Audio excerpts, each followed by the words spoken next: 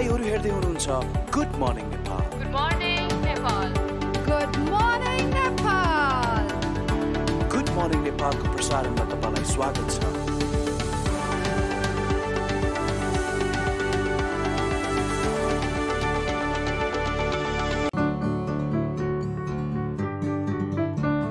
नमस्कार, शुभ प्रभात, good morning. Kantipur टेलिभिजनको बिहानी विशेष प्रस्तुति कार्यक्रम गुड मर्निङ नेपालमा आज पनि यहाँहरूलाई हार्दिक स्वागत गर्दछु। म नवराज पाण्डे।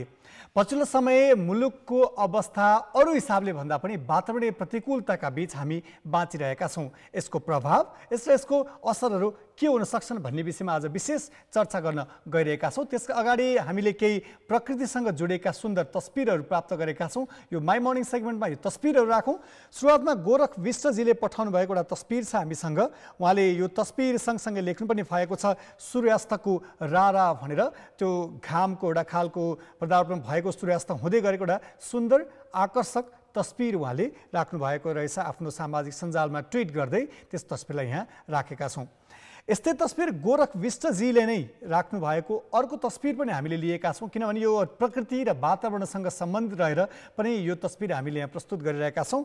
उहाँले काठमाडौँ पहिले र अहिले त झन् भनेर लेख्नु भएको छ। यहाँको बस्ती, यहाँको घरहरू, त्यो खालको गुजमुज्ज परेको त्यो बस्तीहरू, त्यो घरको सहर कङ्क्रिट सिटी जस्तो देखिन्छ र छेउमा केही हरियाली डाँडाहरू जङ्गलहरू त छन्, तर त्यो बस्तीहरूले यसरी प्रभाव पारिरहेका छन् र त्यो बस्तीको कारणले देखियो एउटा लेयरको प्रदूषणको एउटा खालको लेयर पनि त्यहाँ देख्न सक्छौँ।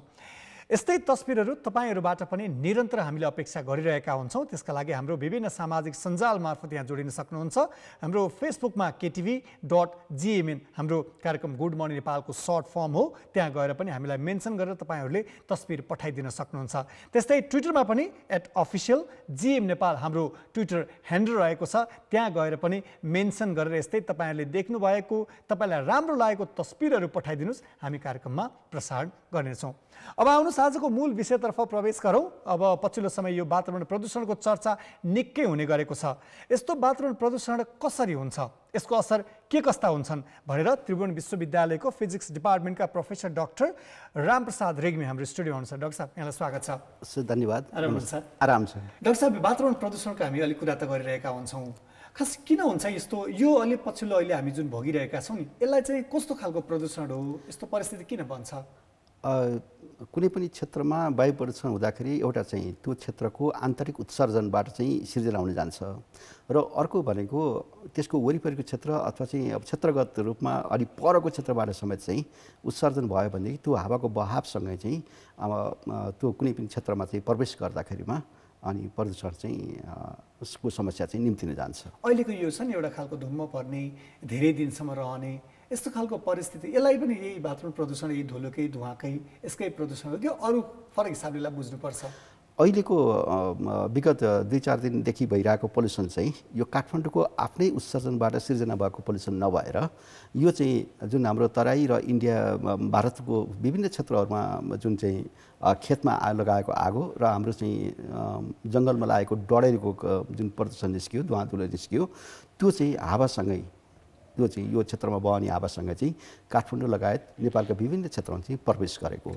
यो विषयमा यहाँले रिसर्च पनि गर्नुभएको छ, हामीसँग रिसर्च गर्नुभएको केही विषयवस्तुहरू पनि छन्, त्यो पनि यहाँ देखाउन चाहन्छौँ। यो चाहिँ तपाईँहरूले जस्तै सेन्ट्रल डिपार्टमेन्ट अफ फिजिक्सको ल्याबोरेटरी पनि छ होइन, हाम्रो ल्याब पनि छ, त्यो मार्फत त्यहाँ रिसर्चहरू पनि गर्नुभएको छ। त्यहाँ को संलग्न हुन्छ, कसरी यो परिस्थितिको बिचमा अहिले रिसेन्ट अहिलेकै प्रदूषणलाई केन्द्रित गरेर रिसर्च गर्नुभयो कि कसरी? अब यो अहिलेको त हालसालै भएको प्रदूषणको बारेमा चाहिँ त यो क्षेत्रगत जुन प्रदूषण चाहिँ उत्सर्जन भएको प्रदूषण चाहिँ हावाको बहावसँगै चाहिँ यो क्षेत्रमा प्रवेश गरेको र यो चाहिँ बिस्तारै घट्दै जान लागेको क्रम देखिया छ। यसमा हामी पछि अध्ययन गर्छौँ, किनभने आजको भोलि अध्ययन हुन सक्दैन र अहिले चाहिँ खास यसको प्रकृतिहरू मात्रै अध्ययन गरेका छौँ। यसको प्रकृतिहरू हेर्दाखेरि कस्तो देखिन्छ भन्दाखेरिमा मार्च 24मा यहाँ डिस्प्लेमा पनि हामी देखाइदिनका लागि आग्रह पनि गर्छौँ। डिस्प्ले भयो भने देखाउँदै बुझाउन सजिलो पनि हुन्छ, दर्शकले पनि प्रष्टसँग बुझ्न सक्नु पनि हुन्छ। यो मार्च 24मा हेर्दाखेरिमा हाम्रो जुन यो स्याटेलाइट नोवाको स्याटेलाइट इमेज हो र त्यसमा चाहिँ रातो जुन पोइन्ट जोड छ को कलर छ त्यसले चाहिँ जुन चाहिँ आग लागि तातोपना चाहिँ देखाउँछ त्यसलाई हामी चाहिँ आग लागि भएको भन्छौँ र त्यो बेलासम्म चाहिँ खासै प्रदूषण छैन बादलहरू देखिन्छ भनेदेखि नेक्स्ट डेमा अर्को दिनमा यसपछि अर्को पनि अनि अर्को दिनमा हेर्दाखेरिमा यो अझ बढेर गएको देखिन्छ र हिजोको केसमा चाहिँ 24को केसमा चाहिँ धुवाँधुलो देखिया छैन भनेदेखि अब बिस्तारै काठमाडौँ उपत्यकामा धुवाँधुलो पसेको देखिया छ। अनि अर्को स्लाइड यसपछि अर्को पनि अब यसमा जाँदाखेरिमा त यो मार्च 26मा आइपुग्दाखेरिमा यो भारतको पनि त दक्षिणी क्षेत्रमा व्यापक रूपमा चाहिँ आगलागी भएको देखिन्छ र नेपाल पनि धुवाँधुलोले पुरै ढाकेको देखिन्छ र यो बिस्तारै पूर्वतिर चाहिँ सर्दै गएको देखिन्छ। जस्तै अर्को दिनको हामी हेऱ्यौँ भनेदेखि यसमा त पुरै क्षेत्रगत रूपमै धुवाँधुलो छ र काठमाडौँ उपत्यका जुन तीरले देखाइएको छ त्यो क्षेत्र त असाध्यै प्रभावित अवस्थामा छ। त्यसपछि नेक्स्ट हेऱ्यौँ भनेदेखि यो चाहिँ आगलागीको मात्रा चाहिँ घट्दै गएको छ र प्रदूषण स्लाइटली थोरै मात्रामा घट्नु खोजेको कि जस्तो देखिएको छ। अझै अर्को स्लाइड हामी हेऱ्यौँ भनेदेखि अब यसमा चाहिँ थोरै घट्नु गएको छ होइन र अझै अर्को चाहिँ हामीसँग स्लाइड हेर्दाखेरिमा यसमा हेर्दाखेरि घटिसकेको छ। हिजोबाट चाहिँ यो बिस्तारै सुध्रिँदै गएको देखिया छ र अब थप आगलागी हुन सकेन, डढेलोहरू रोक्न सकियो भनेदेखि यो 1-2 दिनमा चाहिँ बिस्तारै सफा भएर जान्छ।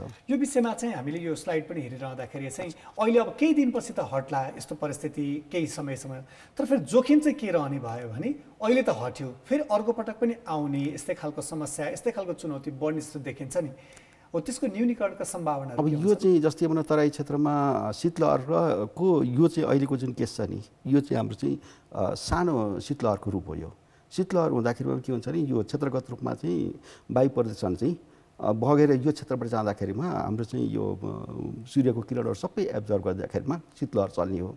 अहिले पनि हाम्रो अर्को पनि स्लाइड छ होइन यस्तै विषय यो विषयमा भन्दा पनि हाम्रो चाहिँ अब हजुर अब यहाँ चाहिँ हाम्रो समस्या के भन्दा यो क्षेत्रगत आउने त केही मतलब केही समयको लागि 2-4 दिनको लागि हुन्छ अथवा 1-2 हप्ताको लागि हुन्छ। हाम्रो मेन मुख्य समस्या भनेको के हुन्छ जुन चाहिँ हाम्रो यो जाडोयामभरि नै काठमाडौँ चाहिँ अत्याधिक प्रदूषण हुन्छ त्यसलाई चाहिँ यो त क्लियर सफा भएर गयो अब समस्या छैन भन्ने होइन कि मेन हाम्रो चाहिँ जुन मुख्य समस्या भनेको अब सुरु हुन्छ।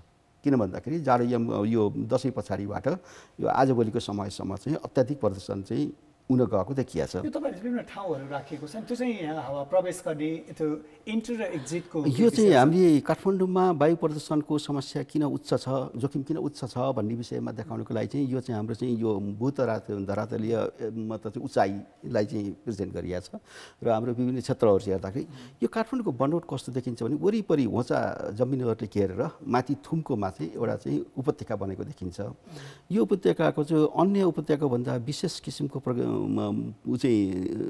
मतलब चाहिँ नेचर बनोट कस्तो छ भन्दाखेरिमा यसले रातिमा चाहिँ उपत्यका जस्तो मतलब प्रकृति देखाउँछ, यसको चरित्र देखाउँछ भने दिउँसोमा पठार जस्तो चरित्र देखाउँछ।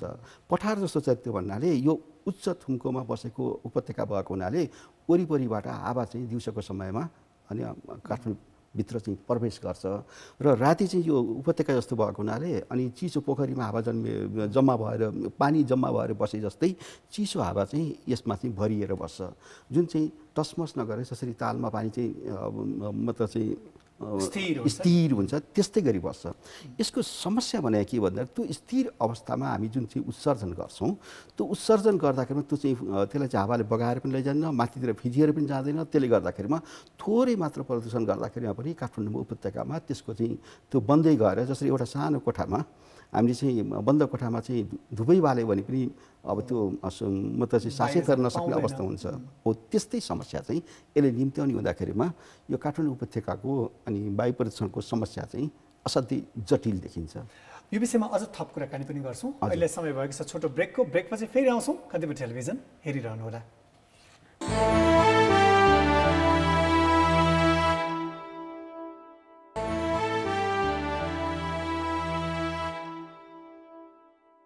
पुनः स्वागत छ कार्यक्रम गुड मर्निङ नेपालका साथमा हुनुहुन्छ। आज हामी वातावरणीय प्रदूषणको प्रभाव यसको कारक र यसले पार्ने असरहरूको विषयमा कुराकानी गरिरहेका छौँ। विशेष एउटा अध्ययन अनुसन्धानमूलक विषयवस्तु पनि लिएर आएका छौँ। प्रोफेसर डाक्टर रामप्रसाद रिग म्यामसँग हुनुहुन्छ। डाक्टर साहब अब यो हामीले यसरी कुराकानी गरिरहेका छौँ नि यो काठमाडौँ उपत्यका अझ त्यो पहाडी क्षेत्रहरूको थुम्को जस्तोमा रहेको उपत्यका एक ठाउँमा बस्ने पल्युसनको यो खालको एउटा लेयर चाहिँ यहाँ जमेर बस्दाखेरि यहाँले केही दिन अगाडि हामीले कुरा गर्दाखेरि आगोको कोइलालाई थपक्क टिपेर फालिहाल्यो भने त्यसले असर गर्न पाउँदैन, समातिरह्यो भने असर जुन खालको हुन्छ नि त्यस्तै खालको असर अहिले हामी भोगिरहेको हो। अब यस्तो भयो जुन चाहिँ अहिलेको जुन चाहिँ तराईबाट आएको धुवाँ-धुलो जुन आयो यो 1-2 दिन बसेर 2-4 दिनपछि यो गयो होइन, यसले चाहिँ बरु जनस्वास्थ्यमा धेरै असर नगर्ला, लम्बिएर गयो भने त धेरै असर गर्छ। तर हामीले चाहिँ जुन काठमाडौँमा बसोबास गर्छौँ यसको जुन चाहिँ प्रदूषणको मात्रा जुन छ त्यो वर्षैभरि जस्तै जाडोयामभरि नै रहने मात्रा जुन छ त्यसले चाहिँ असर गर्छ। यो रिसर्चमा पनि यस्ता कुराहरू समेटिएको अर्को उसमा चाहिँ हामीले हेऱ्यौँ भनेदेखि जस्तै यो काठमाडौँ उपत्यकामा किन प्रदूषण हुन्छ त भन्ने कुरा गऱ्यौँ भनेदेखि यो हाम्रो चाहिँ उसले चाहिँ चित्रले चाहिँ के देखाउँछ भन्दाखेरि हरेक 15 मिनटमा जाडोयाममा काठमाडौँ उपत्यकामा वायु चाहिँ कसरी प्रभाव हुन्छ, कसरी पस्छ, कसरी निस्कन्छ। यसरी हेऱ्यौँ भनेदेखि साँझ 8 बजीदेखि करिब बिहान चाहिँ 8 बजेसम्म 8-9 बजेसम्म चाहिँ काठमाडौँ उपत्यका जुन चाहिँ त्यो बिचको जुन रातो डट लागेको क्षेत्र छ त्यसमा कुनै पनि हावा बहँदैन, यो एकदमै स्थिर भएर बस्छ। यसमा चाहिँ 400 मिटर गहिरो अब चिसो हावाको लेयर बनेर बस्दिन्छ भने 11 अनि करिब 12 बजीतिरबाट यो बागमती तिरैतिरबाट चाहिँ एउटा चाहिँ हावा छिर्ने र एउटा थानकोट र मुड्कु भन्ने जग्गाबाट छिर्ने यो दुईवटा हावाको चाहिँ प्रभाव चाहिँ काठमाडौँको चाहिँ देखिन्छ। यो बिचमा मिलेर अनि बनेपा भ्यालीमा चाहिँ निस्कँदो रहेछ। त्यसो गर्दाखेरि यो हावाको गति पनि कस्तो भन्दामा बढीमा चाहिँ 4-5 मिटर पर सेकेन्ड छ, त्यो पनि 1-2 घन्टाको लागि 4-5 बजीतिर, नत्र भनेदेखि 2-3 मिटरको मात्रै छ पर सेकेन्ड हुँदाखेरि यसको चाहिँ के हुन्छ नि त्यो उडाएर लैजाने क्षमता चाहिँ यसको प्राकृतिक रूपमै कमजोर देखिन्छ। यस्तै गरी अब अर्को हामी चाहिँ स्लाइड हेऱ्यौँ भनेदेखि यसले के देखाउँछ भन्दामा भीमढुङ्गा र साँगाबाट हामीले यो माथि ठाडो रूपमा चाहिँ हेऱ्यौँ भने के देखिन्छ भन्दाखेरि साँझको समयमा अरूले हेर्नु भने त्यो निलो हरियो लाइनहरू जुन छ नि त्यसलाई हामी पोटेन्सियल टेम्परेचर कन्ट्रोलर भनेर भन्छौँ। उसमा त्यो कस्तो देखिन्छ भने साँझ भएपछि त्यो चाहिँ तलपट्टि एकदमै अब बाक्लिएर बसेको देखिन्छ। त्यसलाई हामी चाहिँ यो चिसो हावा जम्मा भएको रूपमा हेर्न सक्छौँ र यसलाई थर्मल इन्भर्सन भनेर भन्छौँ होइन। त्यो बिहान 8:15 बजेपछि मात्रै माथि अपलिफ्ट भएपछि माथि तिर सरेपछि अनि थानकोटबाट र हाम्रो चौबारतिरबाट हावा चाहिँ छिर्ने गर्छ र यो चाहिँ यसको प्रदूषण बगाउने क्षमता भनेको त्यो बिस्तारै पश्चिमबाट पूर्वतिर चाहिँ सर्दै जाने मात्रै यसको माध्यम देखिन्छ। अब त्यसतिर अर्को हामीले स्लाइड हेऱ्यौँ भनेदेखि अब यसमा हेर्नुभयो भने जस्तै राति बिहान 6 बजेको हेर्नुभयो भनेदेखि त्यो उसको थिग्रिएर बसेको लेयर देखिन्छ। 8:30 8:30 बजे चाहिँ अलिकति उचाइ लिएर देखिएछ हजुर। त्यो गर्दाखेरि के हुन्छ भने अब बल्ल कि पहिला चाहिँ यता हाम्रो यो तस्बिर चाहिँ हाम्रो अङ्गदजीले खिच्नु भएको हजुर, उहाँले लिनुभएको तस्बिरमा हेर्नुभयो भने पल्युसन चाहिँ सतहमै एकदमै थिग्रिएर बसेको देखिन्छ। त्यो जुन चाहिँ हाम्रो यो प्रेडिक्सन गरेका छौँ, हामीले पूर्वानुमान गरेका छौँ त्योसँग मिल्न आउँछ। 8 बजेपछि यो बिस्तारै उठेर गएपछि त्योभन्दा तलको चाहिँ मैले खिचेको फोटोमा माथि उत्सर्जन चाहिँ माथि फिँचिँदै गएको देखियो र 12 बजीतिर चाहिँ त्यो भक्तपुरमा खिचेको चाहिँ जुन इटाभट्टाको जुन छ त्यो चाहिँ गएर यसो उचाइ लिएर देखिएको छ नि एन्डमा। त्यो भने के भन्दाखेरिमा त्यो हावा चाहिँ बाहिरबाट छिरेर अनि त्यो माथि गएको भन्ने देखाउँछ। जब हावा पास भइसकेपछि समस्या के आयो भन्दाखेरि त्योभन्दा तल चाहिँ यो हाम्रो इमाडोलमा खिचेको इटाभट्टा हो। त्यो पोल्युसन माथि जानुपर्ने पोल्युसन चाहिँ सिधा सर्फेससँग यसरी जमिनसँगै सँगै जाँदाखेरिमा यसको चाहिँ यो एटमोस्फियर चाहिँ स्ट्रङली स्ट्राटिफाइड हुँदाखेरिमा भर्टिकल यो मास्तिरतिर फिजिएर जाने प्रक्रिया कम्प्लिटली पूर्ण रूपमा अवरुद्ध भएर बिस्तारै जाँदाखेरिमा चाहिँ सतहमा चाहिँ प्रदूषणको मात्रा चाहिँ बढेर जाने। अनि यो तलको फोटोले के देखाउँछ भन्दाखेरिमा हाम्रो खाली आँखाले पनि कहिलेकाहीँ भक्तपुरतिर हेऱ्यौँ भने दुईवटा सतह लेयर बनाउँछ। यो बनाउनुको अर्थ के भन्दाखेरिमा तिरबाट आउने विन्ड हावा चाहिँ अलिक चिसो छ र त्यसलाई चाहिँ थानकोटतिरबाट आउने विन्डले चाहिँ माथिबाट तातो भएर ढाकिदिँदाखेरिमा हामीले भ्यालीमा उपत्यकामा जुन पल्युसन उत्सर्जन गर्छौँ त्यो चाहिँ के हुन्छ नि मास्तिर जानु 250 मिटरभन्दा माथि जान पाउँदैन। त्यो सतहमा लेयर बनेर बस्ने र त्यसपछि गएर अर्को स्लाइड हेऱ्यो भने यसले के देखाउँछ भन्दाखेरि यो जुन लाइन देखिया छ हाम्रो बिहान राति 12 बजेदेखि धन्नै 11 बजीसम्म चाहिँ यसको चाहिँ यो छत जस्तै कोठामा धुवाँ बाल्यो भने छतभन्दा माथि जाँदैन, ठ्याक्कै यसले चाहिँ यो स्टेबल लेयर भन्छ, यो रोक्छ यसले। अनि 11 बजेपछि मात्रै यो अलिकति माथि गएर दिउँसो अपराह्नमा यो चाहिँ 800-900 मिटरसम्म माथि जान्छ भन्नाले त्यतिसम्म माथिसम्म फिजिन सक्छ। त्यसपछि फेरि साँझ भएपछि फेरि त्यो आउँछ भन्दाखेरि यसको प्रदूषण वहन क्षमता थोरै अरू क्षेत्रमा चाहिँ यो चाहिँ 2 किलोमिटर 3 किलोमिटर माथिसम्म गइदिएको भएदेखि हावा चाहिँ अलिक जोडले चल्दिने भएको भएदेखि आफ्नो समस्या हुँदैन थियो। अब अब यो मास्टर फिजियर जाने प्रक्रिया पनि अवरुद्ध छ र यो चाहिँ जुन म त सतहमा बगेर जाने चाहिँ प्रक्रिया हो त्यो पनि बिस्तारै हुँदाखेरिमा यसमा चाहिँ हामीले उत्सर्जन चाहिँ असाध्यै न्यून गर्नुपर्ने आवश्यकता छ। यसको प्रदूषण वहन क्षमता चाहिँ नसोचेभन्दा धेरै कम देखिया छ। यस्तै अर्को पनि हेर्नुभन्दा अगाडि चाहिँ यसलाई लिनुभन्दा काठमाडौँ उपत्यकाको कुरा भयो। उपत्यकाभन्दा बाहिर पनि अलिअलि यस्तो खालका अवसरहरू देखिन थालेका छन्। त्यो बाहिरी क्षेत्र र भित्रको अलिकति फरक चाहिँ छन् है केही? होइन, यस्तो हुन्छ जस्तै पोखरा उपत्यकाको, काठमाडौँ उपत्यकाको, चितवन उपत्यकाको होइन, दाङ उपत्यकाको जुन क्षेत्र हुन्छ त्यसमा चाहिँ त्यसको आफ्नो प्रकृति अनुसार चाहिँ अनि त्यो भू यथार्थ अनुसार चाहिँ उसको चाहिँ यो वायुमण्डलीय अवस्थिति फरक जान्छ। त्यसमा बहने हावाको प्रकृति पनि फरक हुन्छ। त्यसमा फरक यसमा चाहिँ कस्तो भयो भन्दाखेरि पहिला चाहिँ यो जस्तै अब हाम्रो वायुमण्डलीय अवस्थितिले चाहिँ प्रदूषण मतलब चाहिँ यो प्रसारण प्रक्रियामा चाहिँ कस्तो असर गर्छ भनेर हेर्न खोजिएको। यो चाहिँ अब हालसालै हाम्रो चाहिँ एउटा प्रतिष्ठित जर्नलमा चाहिँ प्रकाशित भएको छ यो आर्टिकल चाहिँ। यो काठमाडौँ उपत्यका अलिक करिब काठमाडौँको जमिन चाहिँ समतल जमिन चाहिँ सबै भरिसकेको छ। उस्तै प्रदूषण चाहिँ भइसकेको छ भन्दाखेरिमा काठमाडौँमा पूर्ण रूपमा बराबर यो चाहिँ उपत्यकाभरि नै बराबर पोल्युसन भयो भनेदेखि सबै ठाउँमा बराबर हुन्छ कि फरक हुन्छ भनेर हेर्दाखेरिमा यो चाहिँ प्रदूषण चाहिँ हेर्दाखेरि रातिको समयमा चाहिँ त्यो उपत्यकाको ठ्याक्क यो काठमाडौँ सिटी एरियामा चाहिँ त्यो बढी पोल्युसन देखिएको छ। सेन्टरमा बढी कन्सन्ट्रेट मतलब चाहिँ यो एकीकृत भएको देखिया छ। र 11 बजेपछि यो बिस्तारै अहिले हेर्नुभयो भने 11 बजेपछि यो बिस्तारै यो चाहिँ पूर्वतिर लिएर गएर यसले 2 बजेतिर एकचोटि वास्स यो चाहिँ बनेपा भ्यालीमा फ्याँक्छ। त्यसपछि फेरि यसले फेरि जम्मा पर्न सुरु गर्छ। त्यसपछि काठमाडौँको पोल्युसन चाहिँ कहीँ पनि नगर यहीँ जम्मा गर्छ। एकचोटि अपराह्नमा यसले चाहिँ यो चाहिँ एकचोटि वास्ता त्यो फ्याँकेपछि फेरि यसले जम्मा गर्न थाल्छ। लामो समय किन रहिरहेको छ भन्ने पनि यसले देखाउँछ। अर्को यही विषयसँग सम्बन्धित अर्को चाहिँ हामी हेऱ्यौँ भनेदेखि यो चाहिँ माथि चाहिँ हेऱ्यौँ भने यो 250 मिटर 300 मिटरभन्दा माथि चाहिँ काठमाडौँको हावा चाहिँ अहिलेको यो धुवाँधुलो जुन बाहिर आयो त्यो अवस्थामा बाहेक चाहिँ हाम्रो 250 मिटर अथवा 300 मिटर माथि चाहिँ सफा छ। हाम्रो चाहिँ यो दिउँसोमा पनि रातिमा थर्मल इन्भर्जन हुँदाखेरिमा अनि यो चाहिँ के भन्छ भने त्यो स्थिर भएर बस्दिँदाखेरिमा हामीले गरेको उत्सर्जन चाहिँ सतहमै अनि ऊ चाहिँ थिचिएर बस्ने हुँदाखेरि अत्याधिक पोल्युसन छ भने माथि चाहिँ छैन। अर्को हेऱ्यौँ भनेदेखि अब यो काठमाडौँ उपत्यकाको मात्रै पोल्युसनले असर गर्छ कि बाहिरको गर्छ भन्दाखेरिमा अहिले चाहिँ के भइदियो भन्दाखेरिमा जस्तै हिमाल सिमेन्ट फ्याक्ट्रीले हाम्रो जुन चाहिँ अर्बौँको सम्पत्ति थियो, करोडौँ राजस्व बुझाइरहेको थियो, हजारौँले जाहिर पाएको थियो, त्यसलाई चाहिँ वातावरण चाहिँ संरक्षणको नाममा त्यसलाई चाहिँ हामीले बन्द गरियो। त्यो राम्रो कुरा हो। तर दुर्भाग्यवश के भइदियो भन्दाखेरि हाम्रो चाहिँ सबै सिमेन्ट फ्याक्ट्रीहरू भट्टाहरू सबै चाहिँ धादिङ बेसीतिर चाहिँ सर्दिँदाखेरि नौबिसीतिर सर्दिँदाखेरि त्यो चाहिँ के हुन्छ त्यसको असर स्थानान्तरण हुँदाखेरिमा त्यो उपयुक्त ठाउँमा भएन। त्यो पोल्युसन त्यहाँबाट उत्सर्जन भएको वायु प्रदूषण चाहिँ सिधा काठमाडौँ चाहिँ छिरेको चाहिँ यो यतापट्टिको चित्रले देखाएको छ भने यो चाहिँ इभन हेटौँडा क्षेत्रतिर पनि हाम्रो औद्योगिक क्षेत्र भएको हुँदाखेरि त्यहाँ थुप्रै सिमेन्ट फ्याक्ट्रीहरू थुप्रै भट्टाहरू र भएको हुँदाखेरि त्यो पोल्युसन चाहिँ के हुँदो रहेछ काठमाडौँ आउँछ कि आउँदैन त भनेर हामीले स्टडी गरेर हेर्दाखेरिमा हेटौँडा क्षेत्रमा भएको उत्सर्जन चाहिँ त्यहाँबाट सिधा गएर फापरबारी क्षेत्रमा गएर त्यहाँबाट बागमती तिरैतिर भएर साँझ 4 बजी चाहिँ काठमाडौँ उपत्यका प्रवेश गरेर देखिन्छ।